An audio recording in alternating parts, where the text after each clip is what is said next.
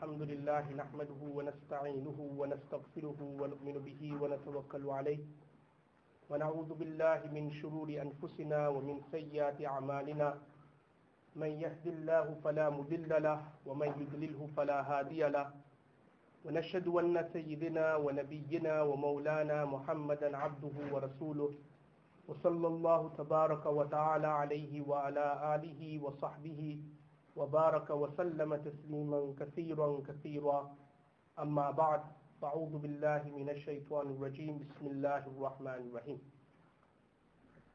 Now the book which we are going to study is called Shama'il Tirmidhi, and this book is written by Al-Imam Al-Hafiz Muhammad bin Isa At-Tirmidhi, and he was born in the 209th year after Hijri, i.e. after Rasulullah sallallahu alaihi wasallam migrated from Mecca to Medina and from when the Islamic calendar started. So 209 years after this great Imam Tirmidhi rahmatullah alayhi was born. And Imam Tirmidhi rahmatullah alayhi, he gained his basic knowledge at home. And like other great muhaddithin and like other great scholars, he then traveled all around the Arabian Peninsula, around the Middle East, to seek knowledge, to seek hadith from great shuyukhs and from great scholars. And it's narrated that he studied hadith from Imam Bukhari rahmatullah alayhi and also from Imam Muslim rahmatullah alayhi. And in another opinion, it says that Imam Bukhari rahmatullah alayhi and Imam Muslim rahmatullah alayhi, they weren't his teachers, but instead they were his students. So, and everybody knows the authenticity and the greatness of Sahih al-Bukhari and the greatness of Sahih Muslim. So this author, he is Imam Tirmidhi, who according to one opinion was actually the teacher of Amirul Hadith, Imam Bukhari rahmatullah alayhi, the leader of Hadith, Imam Bukhari rahmatullah alayhi, and was also the teacher of Imam Muslim rahmatullah alayhi. And these two books, Sahih Bukhari, Sahih Muslim, no other scholars, no other sects have any difference of opinion regarding its authenticity. So when their ustad and their shuyukh and their teacher happens to be Imam Tirmidhi rahmatullah alayhi, the book which we are going to study, so we can understand how great a scholar and how great a sheikh and a teacher he was. Now this book, Shama'il Tirmidhi, is a book which talks about solely and concentrates solely on the characteristics, the noble features, the akhlaq, the manners, the etiquette of Rasulullah sallallahu alaihi wasallam. Unlike other books of hadith, say for example Sahih Bukhari, Sahih Muslim, Sunan Abu Dawud, Sunan Tirmidhi, which talks about all of Islam. So you've got hadith which talks about, say, Iman, it talks about namaz, it talks about fasting, talks about zakat, talks about hajj, talks about marriage, divorce, it talks about business transaction. It's a whole sphere of Islam you'll find in Sahih Bukhari, Sahih Muslim, Sunan Abu Dawud, Sunan Tirmidhi, and so on. However, this book, Shama'il Tirmidhi, it doesn't talk about Iman, it doesn't talk about namaz or prayers, how to pray your salah. It does not talk about zakat and fasting. It doesn't talk about hajj or marriage. But solely this particular book talks about Rasulullah sallallahu alaihi wasallam's features, the way Rasulullah sallallahu alaihi wasallam spoke, the way Rasulullah sallallahu alaihi wasallam walked, the way Rasulullah sallallahu alaihi wasallam met people, everything about Rasulullah sallallahu alaihi wasallam. You know, the clothes he wore, the qamis he wore, the izar, the bottoms he wore, the lungi he wore, every single thing, aspect of Rasulullah sallallahu alaihi wasallam, you name it, we will study in this particular book called Shama'il Tirmidhi. Now you may be thinking that why are we studying this book? Why can't I just open a Sahih Bukhari and start from the very first hadith of Sahih Bukhari? Why are we studying this particular book? Now there are a few reasons.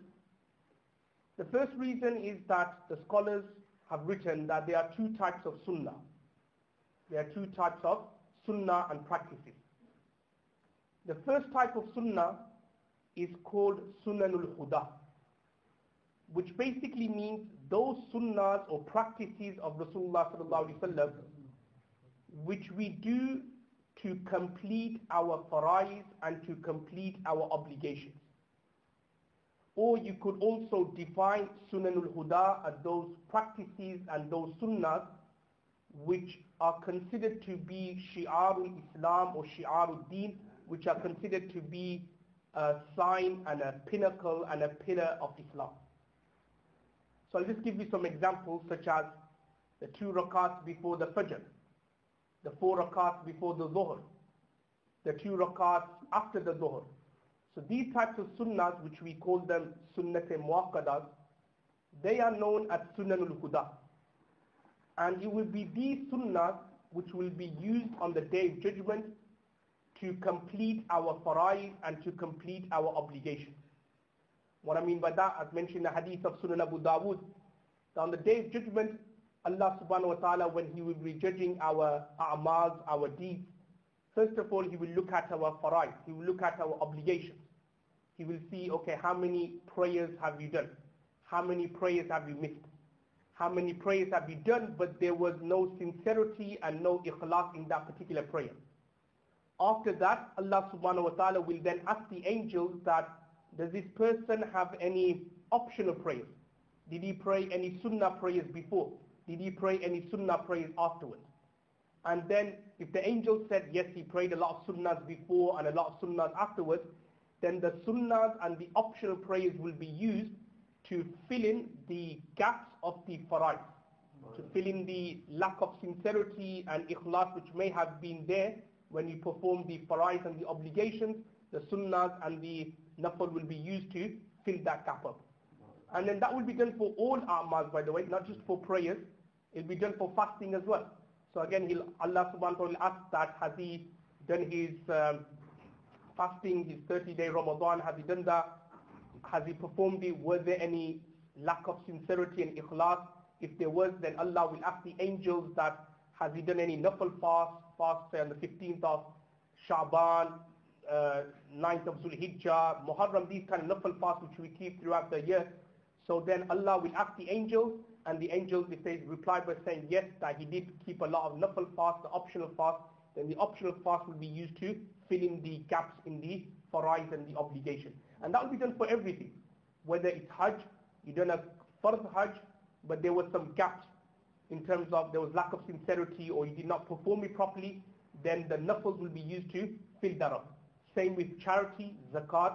Again, there was lack of sincerity in terms of performing the zakat, or you didn't perform it properly, like certain things you missed out or miscalculated when you gave the zakat, then again the sadaqah and the charities will be used to fill that in.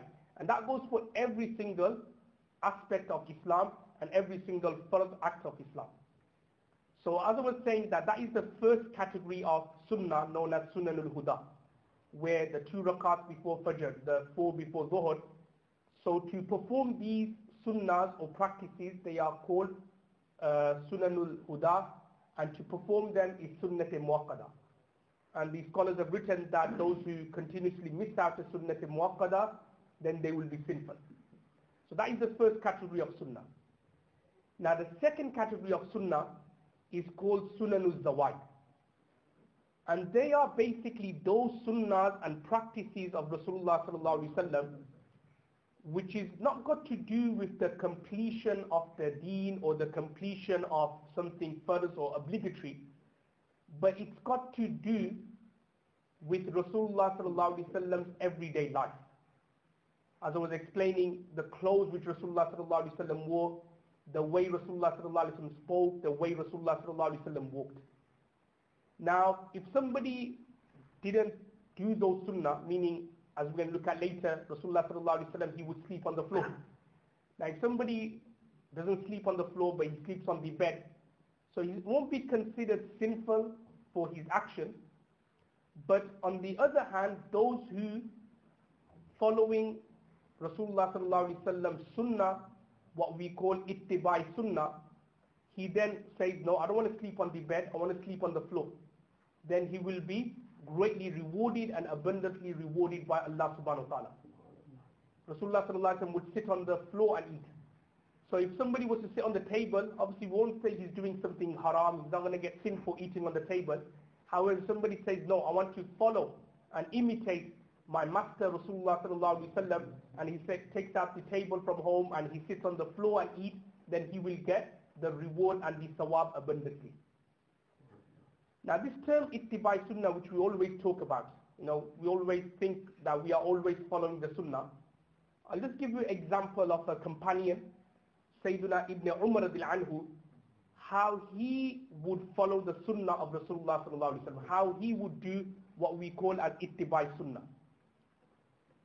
Now, many companions and sahabas, whenever they would hear a hadith from Rasulullah sallallahu alaihi wasallam, they will take the surrounding environment or the circumstances or the situation in mind, and then they would say, this is what Rasulullah sallallahu alaihi wasallam meant. It's like, say, for example, sometimes when you are in the company of a scholar or a very, very pious person, so he may say certain words or certain sentences, and then you think to yourself, oh, this is what he meant. And this is what would happen with the companions as well. So Rasulullah sallallahu alaihi wasallam would say a hadith, and then the companions, according to their own understanding, will say, okay, this is what Rasulullah sallallahu alaihi wasallam meant.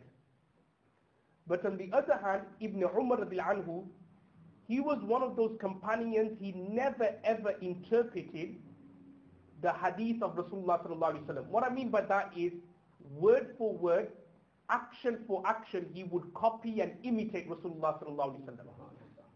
I'll give you an example. Mention a hadith of Sunan Abu Dawud, Sunan Tirmidhi, narrated by Sayyidina Abu Hurairah radiallahu anhu, that Rasulullah sallallahu alaihi wasallam, whenever he would pray his 2 rakats Fajr Sunnah, فَلْيَضْطَجِعْ عَلَى يَمِينِهِ. Rasulullah sallallahu alaihi wasallam, before the Jamaat or the congregation starts, he would sleep in the masjid, he would lie down for a few minutes, and then Hazrat Bilal radiallahu anhu would come and wake him up, and then the Jamaat and the congregation will start. Now when you look at this particular hadith, or when you look at the commentary of this hadith, all the scholars, many companions have said that Rasulullah sallallahu alaihi wasallam sleeping for a few seconds or a few minutes after the Fajr Sunnah was done by chance, meaning he was tired. Like he didn't really, it's not like a sunnah, but he was just tired, because obviously you need to bear in mind that the whole night Rasulullah sallallahu alaihi wasallam would spend in tahajjud. So after the 2 rakats for the sunnah, he will feel a bit tired. So what will he do? He will just sleep there for a few seconds. It's like, for example, during the day around 2 o'clock, 3 o'clock, you may feel a bit tired. So if I was to just sleep in the masjid for a few minutes, no one will say I'm acting upon a sunnah. They will say, oh, probably Mufti Sahib's tired, he's just having a lie down for a few minutes. So exactly here with Rasulullah sallallahu alaihi wasallam, all the scholars have said that Rasulullah sallallahu alaihi wasallam sleeping after the 2 rakats for the sunnah was because of tiredness and not because of anything else. But Ibn Umar radiallahu anhu, on the other hand, he would say no, because Rasulullah sallallahu alaihi wasallam slept. Whether he did it out of tiredness or for some other reason, I don't care about that, but because Rasulullah sallallahu alaihi wasallam slept after Fajr, so every single day, Ibn Umar radiallahu anhu, after the 2 rakats Fajr Sunnah, following the Sunnah of Rasulullah sallallahu alaihi wasallam, he would sleep for a few minutes and then he will wake up, and this was his practice all the way until he passed away. So that is called Ittibai Sunnah. And this is what this particular lecture on Shamal Tirmidhi is about, is so that we do this Ittibai Sunnah, we follow the Sunnah of Rasulullah sallallahu alaihi wasallam. I may have mentioned this earlier, it's something which is known as mujahada. Mujahada means like striving or making an effort to gain nearness to Allah subhanahu wa ta'ala. Now, as with all things in life, you can't achieve something by just sitting on your backside and just sleeping. You won't be able to achieve anything in life. If you want to be a doctor, if you want to be a lawyer or a barrister, just by staying at home or sleeping at home, you're not going to achieve anything. But instead, you will have to do your studies, you'll have to go to universities. Some certain degrees may force you to actually leave your family, leave your hometown, your home city, go to another town or city, stay there for many years. like Cambridge, Oxford and so on, and then many, many years later you come back home. And then you achieve the degree. Then you become a lawyer or a barrister, then you become a doctor and so on and so forth. Now similarly with ittibai sunnah, following the sunnah of Rasulullah sallallahu alaihi wasallam and then gaining nearness to Allah, there has to be some effort undertaken. You can't just expect to gain nearness to Allah by just like staying at home and doing nothing. But instead there is always a constant struggle with your nafs and your desires to overpower your nafs and your desires to gain nearness to Allah subhanahu wa ta'ala. And then when we do this mujahada, when we do this constant struggle over our nafs to gain nearness to Allah, then you will see Allah subhanahu wa ta'ala opening the doors for us. And this is mentioned in the Quran itself where Allah says, وَالَّذِينَ جَاهَدُوا فِينَا لَنَهْدِيَنَّهُمْ سُبُلَنَا, which means that those who strive, those who do mujahada, لَنَهْدِيَنَّهُمْ سُبُلَنَا, we will then open the doors, we will then give those people guidance by opening the doors for them. So exactly here as well, as mentioned in the Quranic verse, Allah says, قُلْ إِن كُنْتُمْ تُحِبُّونَ اللَّهِ, that if you really and truly love Allah subhanahu wa ta'ala, so Allah is saying to Rasulullah sallallahu alaihi wasallam, say this to the people, that in kuntum tuhibbuna Allah, that if they really and truly love Allah, if they really and truly want to gain nearness to Allah, so how should they do it? فَاتَّبِعُونِ, they should follow my way, i.e. they should follow my sunnah and my path. Like for example, if you want to reach the top of the mountain and you've gone halfway there and then you got lost or you got stuck, so then there's a guide there or a native around that area who knows how to go to the top of the mountain. So he will then say to you, oh, come and follow me and I will take you there. So exactly here as well, that if you really want to gain nearness to Allah, if you want to, there's certain things which people do just for like passing time and for barakah and blessing, then fair enough, you just pray your namaz, just do your bit of tasbih here and there, and that may be sufficient. But if you really truly want to be an obedient servant to Allah subhanahu wa ta'ala, showing your true love to Allah, then the way you do it, as mentioned in the Holy Quran, is fattabi'uni, is by following the sunnah of Rasulullah sallallahu alaihi wasallam. And that, what I mean by sunnah, I don't mean just like, or just the 2 rakats before Fajr and that would be sufficient. No, in every single aspect of your life, following the sunnah and doing ittiba of sunnah Rasulullah sallallahu alaihi wasallam. And this is something which the previous nations were criticized for in the Holy Quran, where Allah subhanahu wa ta'ala says that أَفَتُؤْمِنُونَ بِبَعْدِ الْكِتَابِ وَتَكْفُرُونَ بِبَعْدِ. What would happen is that certain people, they will only act upon some portions of the Holy Quran and some portions of their prophets' practices and their sayings, and the other portion, they will forget all about it. And this, when we look at it, this is what we are doing in this day and age.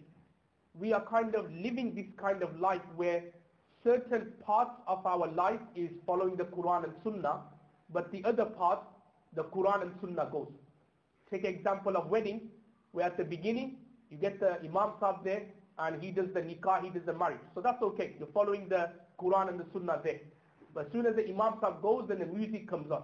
So that's when the haram part is. And this is everything, even like when you look at Bangladesh and Pakistan, their judicial system. So when they start, they touch the Quran and say, yes, we're going to give the statement we're going to say, we touch the Quran and we're going to, what we're going to say is the truth.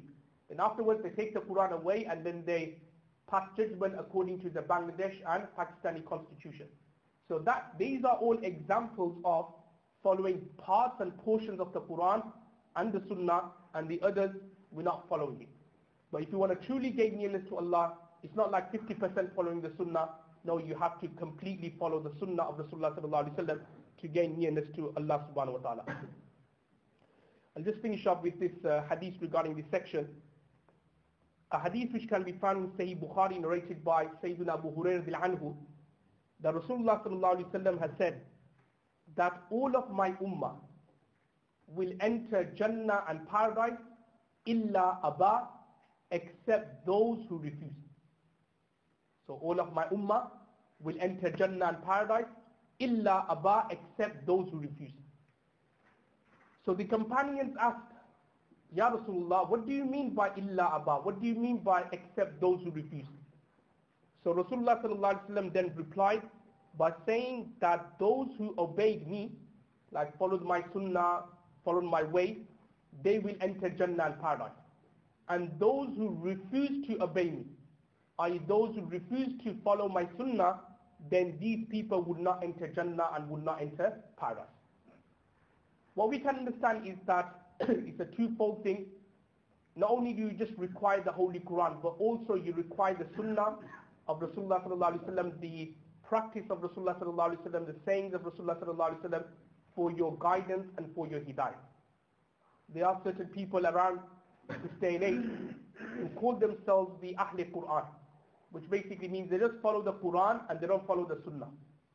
And this is like something, a prediction which Rasulullah sallallahu alaihi wasallam made, a prophecy Rasulullah sallallahu alaihi wasallam made, that before the end of time, there will be these people, as mentioned in the hadith of Musnad Ahmad and Sunnah Abu Dawud, that there will be these people who will say that whenever issue comes, open the Quran and see what is mentioned in the Quran. If it's found in the Quran, then we will go accordingly, and if it's not found in the Quran, then we will let that go. So Rasulullah sallallahu alaihi wasallam predicted that. And then the last part of the hadith of Sunnah Abu Dawud then concludes by Rasulullah sallallahu alaihi wasallam saying that the Sunnah or my Sunnah is similar, mithl al-Quran is similar to the orders and the regulations of the Holy Quran. Indicating that same way it's like obligatory and first to act upon the Holy Quran. Similarly, acting upon the Sunnah of Rasulullah sallallahu alaihi wasallam is also wajib and obligatory as well. Now I'll just finish off with one point before we look at the first hadith.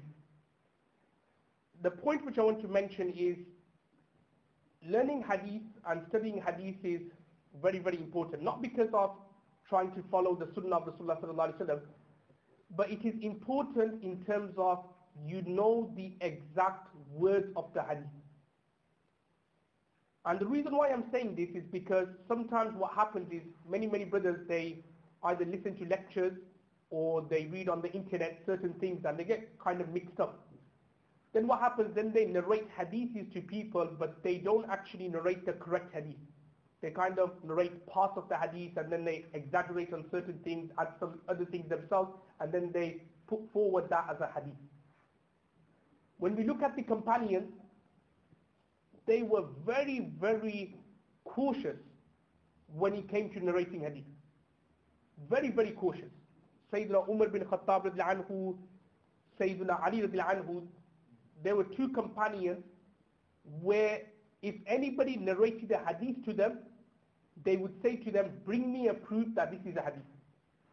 Obviously in those days they didn't have Bukhari and Sahih Muslim to check, but what I mean is that Sayyidina Umar bin Khattab radiallahu anhu, if he heard a hadith, he will say, bring me a proof that this is a hadith.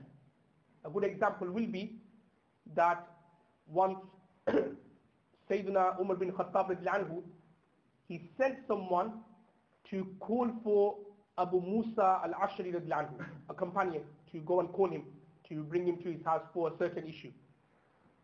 So Hazrat Abu Musa al-Ashari radiallahu anhu, he came to Hazrat Umar bin Khattab radiallahu anhu's house. He knocked on the door once. Again he asked permission. There was no reply. The third time he asked for permission and there was no reply. So Abu Musa al-Ashari radiallahu anhu then just went. Now Hazrat Umar bin Khattab radiallahu anhu, he was at home and he was seeing that Abu Musa al-Ashari radiallahu anhu was about to go. So he then comes out of the house and he says, where are you going? So he says, oh well, I asked permission, I knocked on the door 3 times, you didn't reply. And I heard Rasulullah sallallahu alaihi wasallam say that if you seek permission at somebody's house 3 times and you don't receive a reply, then you go. You don't wait there, you don't hang around there, but instead you go. Now Hazrat Umar bin Khattab radiallahu anhu, he then said to him, I'm not going to believe in this hadith until you bring a proof. Until you bring the evidence, then I'm going to believe it. And then the hadith goes on to say that Abu Musa al-Ashari radiallahu anhu, he then went and found some evidence. He found some sahabas or companions who were there when Rasulullah sallallahu alaihi wasallam said this hadith, and they were brought to Hazrat Umar bin Khattab radiallahu anhu, and he then accepted the hadith. He warned him that if you don't bring the evidence, I'm going to get my stick out and beat you up. So that's how strict and stern Umar bin Khattab radiallahu anhu was when he came to hadith. Similarly, Hazrat Ali radiallahu anhu, if somebody narrated hadith to him, he would firstly say to him, take an oath take a qasam, and then I will believe you that this is a hadith. So what I'm trying to say is that the companions and the Sahabas, they were very, very precautious. They were very, very cautious when it came to accepting a hadith. Another hadith of Sunan Ibn Majah, it says that Ibn Umar anhu, he would hardly narrate any hadith. Hardly any. Even though he was one of those companions who was with Rasulullah all the time, he was very, very cautious before he narrated the hadith. So what I'm trying to say is that, first of all, it's very, very important that you get the facts right of the hadith before you then narrate that particular hadith. If you are unsure about certain things regarding the hadith, then you should not go forward and narrate this particular hadith. Why? Because it's mentioned in another hadith of Bukhari, Muslim and other books of hadith that Rasulullah said, "Man kazaba alayya muta'ammidan falyatabawwa maq'adahu min an-nar," which means that those who falsely attribute a hadith to me, then what is punishment? فَلْيَتَبَوَّأْ مَقْعَدَهُ مِنَ النَّارِ, he should then make his abode in the fire of hell. So sometimes you see people, especially on a Friday, they're sending you these texts like, if you do this, then you will get this much reward and thawab, and there's no kind of reference to where they got the hadith from. And they actually say, if you look in the text, they actually say, oh, Prophet ﷺ said this, or something like the 15th of Shaban is coming up, and then you hear people, oh, you should do this on this night and that on that night, and they attribute it falsely to Rasulullah ﷺ, then that is their punishment. فَلْيَتَبَوَّأْ مَقْعَدَهُ مِنَ النَّارِ, that their abode will be in the fire of hell. Now we'll just have a look at the first couple of hadiths of this particular section. The first section begins with the chapter Babu Ma Ja'a fi Khalqi Rasulillah sallallahu alaihi wasallam, which means the chapter regarding the noble features of Rasulullah sallallahu alaihi wasallam. So basically in this chapter we're going to look at the features of Rasulullah sallallahu alaihi wasallam, how his height was, say for example his hair, these kind of things. Now the first hadith, which is narrated by Sayyiduna Anas bin Malik radhiyallahu anhu, أنه سمعه يقول, he narrates, or he says, كان رسول الله صلى الله عليه وسلم ليس بالطويل البائن ولا بالقصير. The Rasulullah صلى الله عليه وسلم was neither too tall ولا بالقصير, and nor was he too short. Basically, first and foremost, Rasulullah صلى الله عليه وسلم's height was of a medium posture. He wasn't too tall, but nor was he too short. Remember, you need to imagine Rasulullah, he's like the perfect creation of Allah. So sometimes if people are too tall, over 6 foot, 6'5", 6'6", and so on, they don't actually look nice, or they don't actually look pretty. And similarly, if someone is too short, like a dwarf kind of feature, and a midget as we call them, then that's also not nice as well. But Rasulullah was in the middle. He was neither too tall, but nor was he too short. But instead, Rasulullah was of a medium posture and of a medium size. Now, with regards to height, I just mention a point that when Allah subhanahu wa ta'ala created Sayyiduna Adam alayhi salam, as mentioned in the hadith, that Sayyiduna Adam alayhi salam was 60 zira'an, which is approximately 100 foot tall. So 100 foot tall, I think, will be equivalent to one of those big, massive BT poles outside, but bigger than that. So that's how tall Sayyiduna Adam alayhi salam was. And then Allah subhanahu wa ta'ala then mentions in this hadith Qudsi that after Adam alayhi salam, every generation which comes after, their height will decrease. So slowly people will get shorter, and even before the end of the time, there'll be like even more short people. And a classic example will be Yajuj, Majuj, who are they're going to come before the end of time. They'll be even more small, like gremlins, you could say, and they'll be like causing like fitna and mischief. This is obviously mentioned in the books of tafsir and hadith as well. But Rasulullah sallallahu alaihi wasallam, going back to the hadith here, he was neither too tall, but nor was he too short, but instead he was in the middle. وَلَا بِالْأَبْيَدِ الْأَمْحَقِ وَلَا بِالْأَدَمِ, which means that Rasulullah sallallahu alaihi wasallam wasn't too white, and nor was he too dark. Now sometimes if a person is just white, like proper white, again that doesn't look beautiful. If a person is just just too white. Now what I mean white is like everything is white in his body.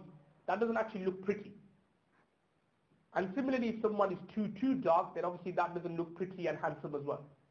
But instead, Rasulullah sallallahu alaihi wasallam was in between.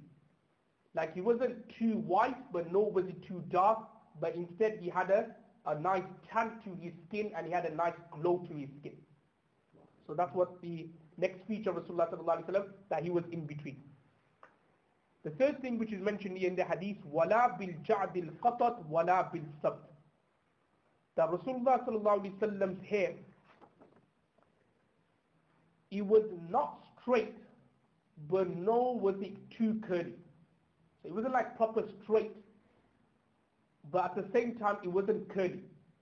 But instead it was like a wave. Like when they have long hair, then if you were to, then at the back of the hair you probably see like a nice kind of wave going to the hair. So that's how Rasulullah sallallahu alaihi wasallam's hair was. So it wasn't like proper like straight, but nor was it like curly. So we just have like curly hair. But Rasulullah sallallahu alaihi wasallam's hair was it had a nice flow to it, and he had a nice kind of wave to it, like a ocean or the sea when there's waves tossing and turning. So it's got a nice kind of feel to it. So that's how Rasulullah sallallahu alaihi wasallam's hair was. And then the hadith, or this particular hadith, then finishes off by Sayyidina Anas radiallahu anhu narrating that بَعَثَ اللَّهُ تَعَالَى عَلَى رَأْسِ أَرْبَعِينَ سَنَةً, which means that Rasulullah sallallahu alaihi wasallam was made a prophet at the age of 40. And that is like all prophets of Allah, they were all made prophets at the age of 40. And you may then argue and counteract that and say, well, isn't it mentioned in the Quran that Sayyidina Isa alayhi salam was made a prophet at the very beginning? As mentioned, Inni Abdullah atani al-kitab wa ja'alani nabiyya. So the reply to that is that Sayyidina Isa alayhi salam, he was conveyed, or he was given the glad tidings to be a prophet from a young age. But from the age of 40, that's when he was made a prophet, in terms of he was given the Sharia, he was given a book, and then he was told by Allah to convey the message.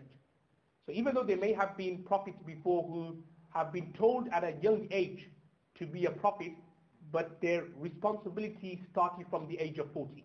With regards to Rasulullah is different, because he actually was told at the age of 40 that he was going to be made a prophet, and everybody knows the story of Rasulullah sallallahu alaihi wasallam meditating in the Mount Hira, and then Sayyidina Jibreel alayhi salam coming with the Sharia and with the Deen.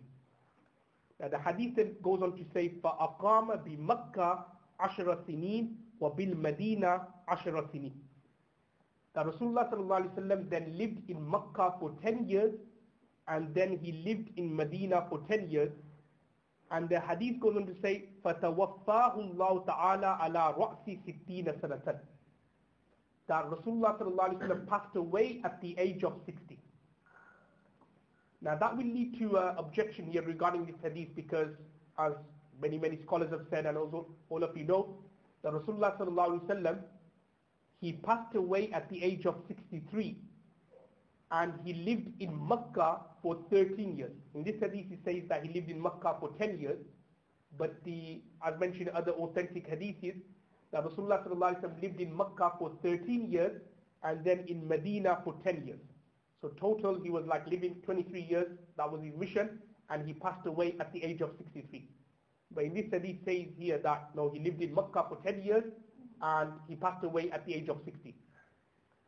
Now the scholars have interpreted this hadith in this way by saying that it's like a very common thing, even like we sometimes do as well, that do you know the extra years, or the extra kind of seconds or minutes, you sometimes take it off and you kind of mention the nearest tenth. So it's like, for example, if you arrived home at 8:32 or 8:33, then you're going to say if somebody was asking what time did you come home, you say, oh, I came at 8:30. Because the extra 2-3 minutes you don't count. So exactly here as well, that Sayyidina Anas radiallahu anhu, he didn't count the extra 2-3 years, but instead he just put it to the nearest 10, and that's why he said that Rasulullah sallallahu alaihi wasallam lived in Makkah for 10 years, and that Rasulullah sallallahu alaihi wasallam passed away at the age of 60. And the hadith continues by Rasulullah sallallahu alaihi wasallam saying, وَلَيْسَ فِي رَأْسِهِ وَلِحْيَتِهِ إِشْرُونَ شَعْرَةً بَيْضَةً. That when Rasulullah sallallahu alaihi wasallam passed away, there was approximately 20 white hairs, 20 white hairs in his beard and on his head. So approximately when Rasul passed away, he only had 20 white hairs. Normally when somebody passes away at the age of 63, his beard will be like proper white and his hair will be like proper white at that age. But Rasulullah sallallahu alaihi wasallam's beauty, his great features, that when he passed away, there was only 20 white hairs on his body, on his beard, and on his hair. And let's have a look at this ruling with regards to white hairs. Now, white hair, having white hair, is actually considered to be a sign of honor. And that's why in a hadith, Rasulullah sallallahu alaihi wasallam has said not to pluck white hair. So if you've got white hair on your head, on your beard, then you shouldn't pluck it out.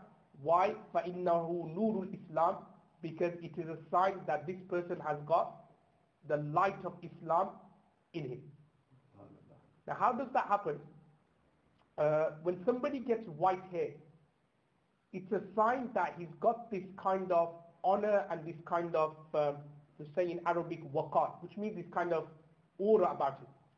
That's why, like for example, old people, when they got white hair, they got this kind of aura about them. So similarly, when someone starts getting white hair, it's actually a sign that you've got this kind of aura inside you.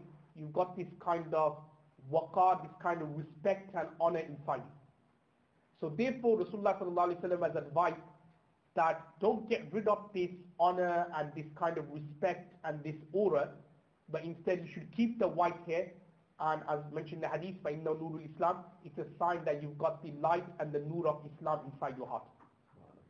Now some may then counteract that and will say, well, and then there are many hadiths which talks about dyeing your hair like mehendi color and with other colors and so on. So doesn't that kind of contradict what I'm just saying, that you shouldn't pluck your white hair?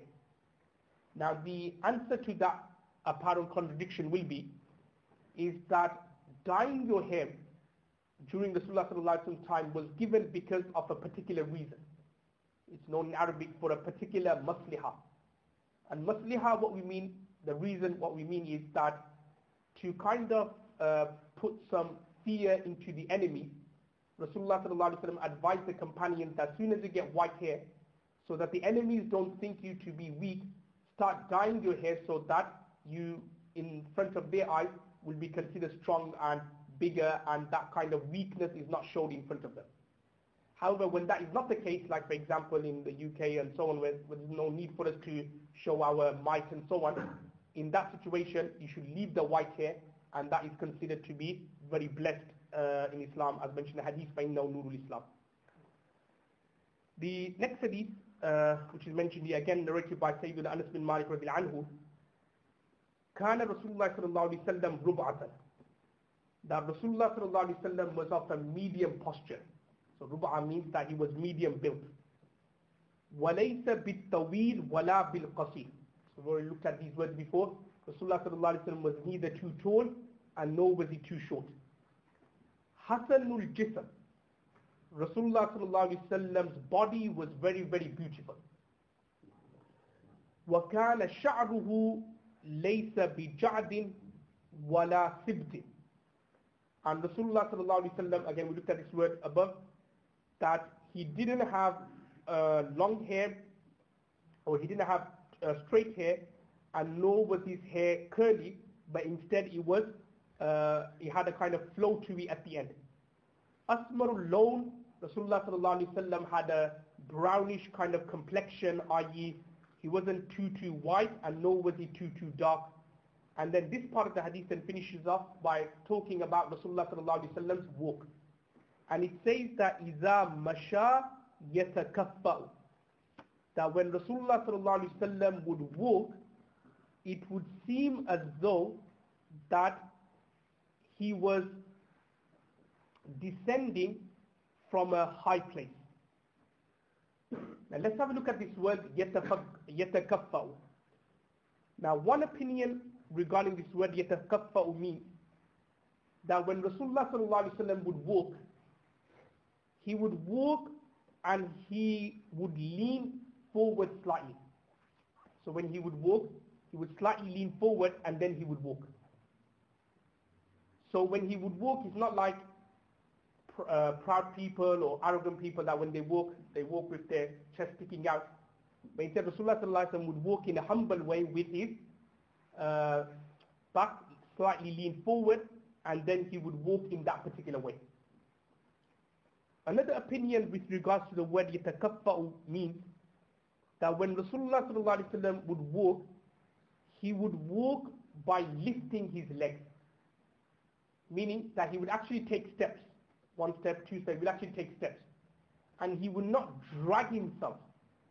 Sometimes what people, when they walk, they have this habit of like, they're not actually walking, they're kind of like dragging their legs or their feet from one place to another. But when Rasulullah sallallahu alaihi wasallam would walk, he would actually take steps. So he would step on the ground, then the next step, then the next step. He would actually, take robust steps. That's how Rasulullah sallallahu alaihi wasallam would walk. And the third opinion with regards to what yatakaffa'u means, that Rasulullah sallallahu alaihi wasallam would walk in a fast pace. He would not walk slowly. That's like women walk in that way. But instead, Rasulullah sallallahu alaihi wasallam would walk in a fast and robust and a hurried pace. Now, some people think that, it's a sign of piety and zuhd and taqwa that you walk slowly. No. When you look at Rasulullah sallallahu alaihi wasallam sunnah, and even in particular, Sayyidina Umar bin Khattab anhu, he would walk very, very robustly, and he would walk very, very in a hurried and in a fast way. Because that is a sunnah. You don't walk in a slow way. You don't walk in an arrogant way. But instead, Rasulullah sallallahu alaihi wasallam, and when you look at it, all these three meanings here is found. Whichever meaning you take, it's correct. And Rasulullah sallallahu alaihi wasallam would walk in those three particular ways. I.e., when he would walk in a fast and in a robust pace. When he would walk, he would not drag his feet around. And number three, when Rasulullah sallallahu alaihi wasallam would walk, he would walk with his chest or his back moving slightly forward, and he would walk in that particular way, and not like proud and arrogant people who would walk with their chest sticking out. So again, this talks about Rasulullah sallallahu alaihi wasallam's walk and the way he would actually move. The next hadith, again, it's very similar, but this talks more about Rasulullah sallallahu alaihi wasallam's garment. In this hadith here, narrated by Bara bin Azib anhu, that he says, "Kana Rasulullah sallallahu alaihi wasallam rajulan marbu'an." Again, Rasulullah sallallahu alaihi wasallam was of a medium posture, bu'aida ma bain al-mankabayn, which means that Rasulullah sallallahu alaihi wasallam had broad shoulders. Okay? So he had broad shoulders. So when he would walk, so the first part was that he was of a medium posture, and number two was that he had broad shoulders. Bu'aida ma bayna mankabayn. Number three, azimul jumma ila shahmati udunayhi, which means that Rasulullah sallallahu alaihi wasallam had long hair all the way up to his earlobes. Number four, alayhi hullatun hamra ma ra'aytu shay'an qattu ahsana minhu. And the fourth quality which is mentioned here is that Rasulullah sallallahu alaihi wasallam would wear a qameez or a garment which was made out of the red color. So he was wearing a red garment or a red lungi. And Bara bin Azib anhu then finishes off the hadith by saying, "I did not see anyone more beautiful than Rasulullah sallallahu alaihi wasallam." And the first part of the hadith is straightforward. Just the last two things which we need to look at here. Number one, wearing red garments. What's the ruling and what's the masla with regards to that? Now Imam Shafi rahmatullah alayh, Imam Malik rahmatullah alayh, and Imam Ahmad of the view that it is permissible for men to wear red colored garments without any detestability. So to wear like a red jumper, like proper red, is permissible according to Imam Malik, Imam Shafi, and Imam Ahmad. Whereas according to Imam Abu Hanifa rahmatullah alayh, he says that it is makruh tanzihi, slightly disliked, to wear any bright colored clothing. Remember, this ruling is for men, by the way, not for women. Women can wear red or pink, that's okay for them. But for men to wear any bright colored clothing, so whether it's red, whether it's pink, whether it's orange, something which stands out like yellow, these kind of colors, then it's makruh tanzihi, slightly disliked for men to wear those colors. So remember, keep this in mind, it's only when it's like pure red or pure orange or pure pink. If it's like, for example, you're wearing a jumper and it's got a bit of red stripes here and there, then that's okay without any detestability.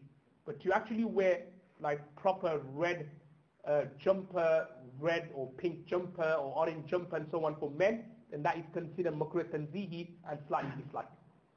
And it's not just, as I said, restricted to the red color, but anything which is bright, then that is makruh for men. And the main reason why it is makruh and disliked is because there are like similarities or imitations with women. Because obviously these colors are normally or generally speaking worn by women, so therefore these things like Islam doesn't like where men are kind of imitating women. It's mentioned in the hadith, the Arabic word, it's called mukhallal. And there are two types. One are those who Allah has created them in such a way where they look like women. They talk like women. They walk like women. Some people Allah has created the men, but they look like women, they talk like women, they speak like women, they walk like women and so on.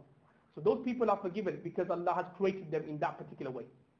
Then there are other people who Allah subhanahu wa ta'ala will deal with them severely in the hereafter, and that is those people who are men, but they intentionally are imitating or copying women in terms of the dress like women, they wear certain clothes, so men, they start wearing these kind of clothes.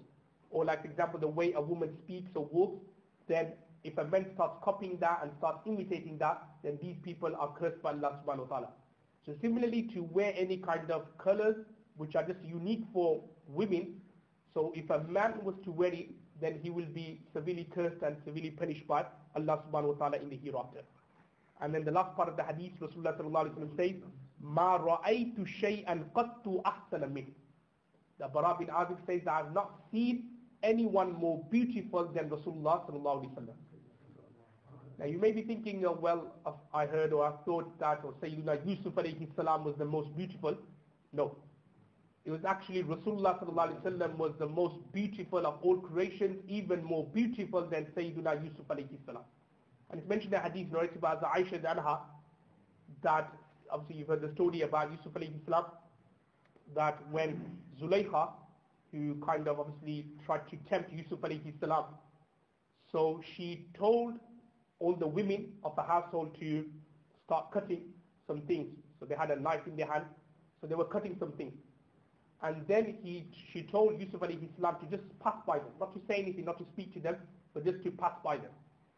So Yusuf alayhi salam passed by them, so the women who were cutting, they were so like awestruck of Hazrat Yusuf alayhi salam's beauty that they were cutting their fingers and they didn't realize.